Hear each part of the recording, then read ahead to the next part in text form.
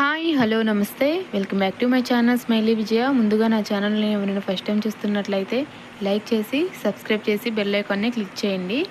సొరకాయ దప్పలాన్ని ఎప్పుడైనా ట్రై చేశారండి? ట్రై చేయకపోతే ఒకసారి ట్రై చేయండి. పేరే వింతగా ఉంటుంది, టేస్ట్ మాత్రం చాలా బాగుంటుంది. సొరకాయతో కూర తినబుద్ధి కానప్పుడు ఇలా పులుసు చేసుకుని తినండి, చాలా టేస్టీగా ఉంటుంది. ఇంకా ప్రాసెస్లోకి వెళ్ళిపోదాం. ముందుగా సొరకాయని ఇలా పెద్దగా ముక్కలుగా కట్ చేసుకోండి. పచ్చిమిర్చి ఆనియన్స్ని కూడా కట్ చేసుకోండి. చింతపండుని గిన్నెలో వేసి వాటర్ పోసి పక్కన పెట్టుకోండి. ఇప్పుడు స్టవ్ మీద కడాయి పెట్టి స్టవ్ వెలిగించి సరిపడినంత ఆయిల్ వేసి ఆయిల్ హీట్ అయ్యాక తాలింపు గింజలు వేసుకోండి.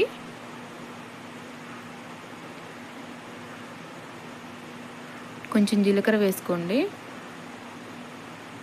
కరివేపాకు వేసుకోండి. ఇవన్నీ వేగిన తర్వాత పచ్చిమిర్చి ఆనియన్స్ని వేసుకోండి. వేసుకొని ఒకసారి కలుపుకొని కొంచెం సేపు మగ్గనివ్వండి. ఇలా మగ్గిన తర్వాత దీనిలోకి అల్లం వెల్లుల్లి పేస్ట్ యాడ్ చేసుకోండి. యాడ్ చేసుకొని ఒకసారి కలుపుకొని కొంచెం సేపు మగ్గిన తర్వాత దీనిలోకి సొరకాయ ముక్కలను కూడా యాడ్ చేసుకోండి. యాడ్ చేసుకొని ఒకసారి కలుపుకొని కొంచెం సేపు మగ్గించుకొని దీనిలోకి సరిపడినంత పసుపు, రుచికి సరిపడా ఉప్పు,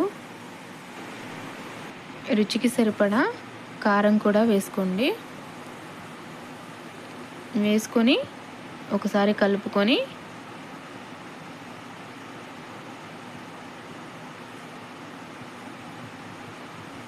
ఒక 5 మినిట్స్ మగ్గనివ్వండి.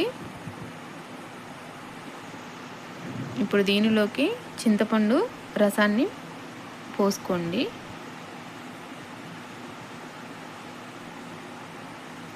పోసుకొని ఒకసారి కలుపుకొని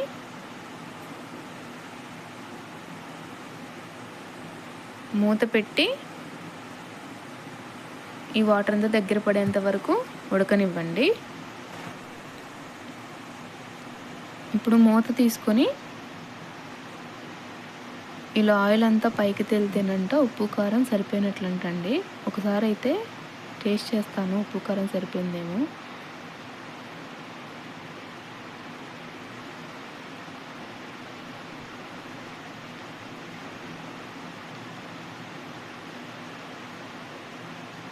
సరిపోయిందండి ఉప్పు కారం.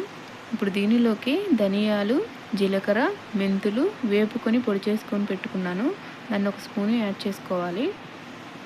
యాడ్ చేసుకొని ఒకసారి కలుపుకొని మూత పెట్టి ఒక 5 మినిట్స్ ఉడకనివ్వండి.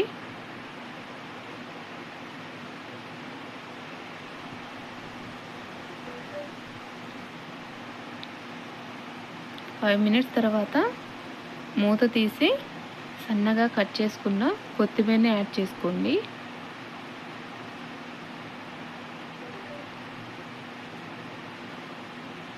అంతేనండి, సొరకాయ దప్పలం రెడీ అయిపోయింది. ఈ కూర ఎప్పుడూ ట్రై చేయకపోతే ఒకసారి ట్రై చేయండి, చాలా టేస్టీగా ఉంటుంది. Thank you for watching.